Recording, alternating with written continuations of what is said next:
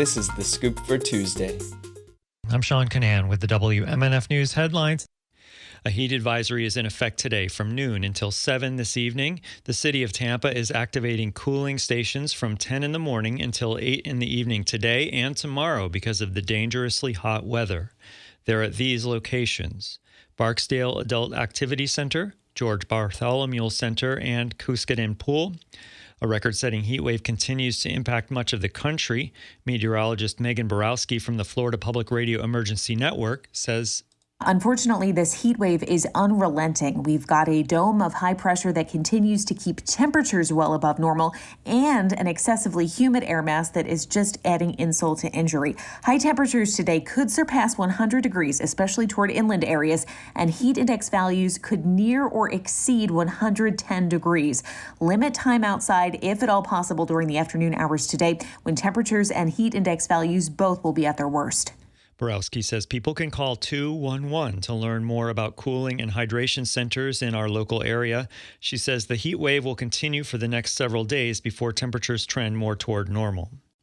The advocacy group Transit Now Tampa Bay wants the City of Tampa to prioritize public transit in its upcoming budget. WMNF's Chris Young reports that over the next few months, the group is asking for the public's ideas on what they want from public transit.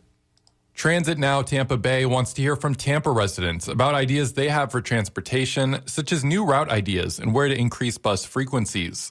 Dana Lazarus is the co-founder of the group. The only way to improve traffic is to take cars off the road. That doesn't mean you have to stop driving.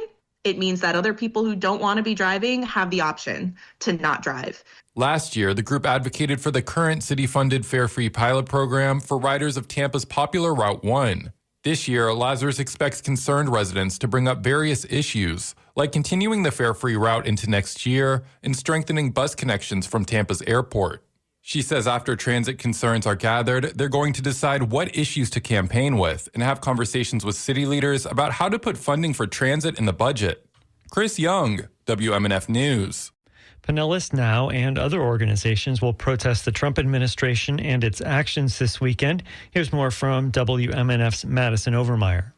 On Saturday, multiple organizations will be having a nonviolent protest in Pinellas County. Pinellas National Organization for Women is hosting the event alongside other local organizations, including League of Women Voters St. Petersburg Area, Fired Up Pinellas, and Indivisible Florida 13.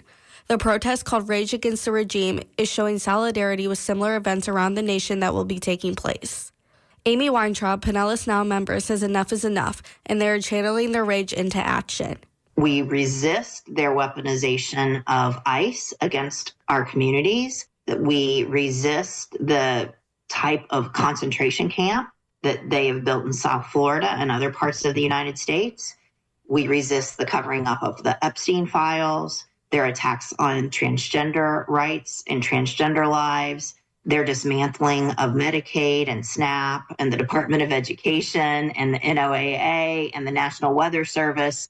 The event will be on Saturday from 10:30 to noon at the intersection of 34th Street North and 22nd Avenue in St. Petersburg. Pinellas Now is asking attendees to bring American flags, signs, water, sunglasses, and sunscreen.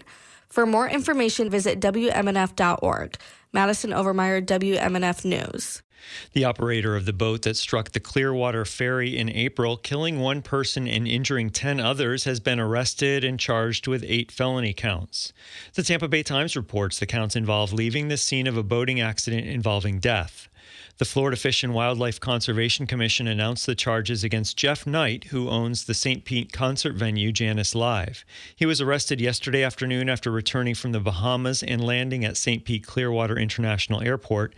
The Pinellas Pasco State Attorney said a warrant was issued for Knight's arrest about a month ago.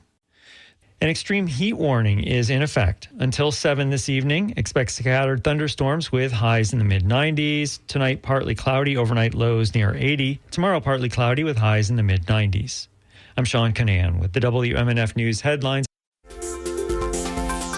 This is The Scoop, recorded at WMNF Tampa.